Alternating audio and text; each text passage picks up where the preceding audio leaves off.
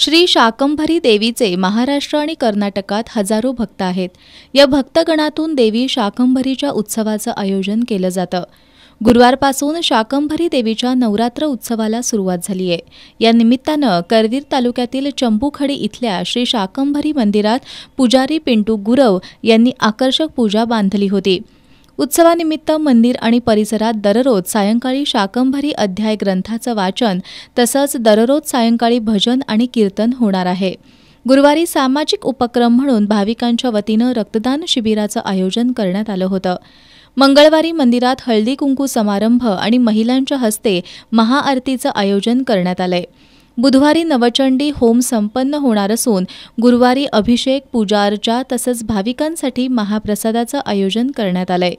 देवीला दररोज विविध भाज्यांचं नैवेद्य अर्पण केला जात असून उत्सवाच्या पहिल्या दिवशी महिला भाविकांनी शाकंभरी अध्याय ग्रंथाचं वाचन केलं। दिवसभर देवीच्या दर्शनासाठी मोठी गर्दी झाली होती।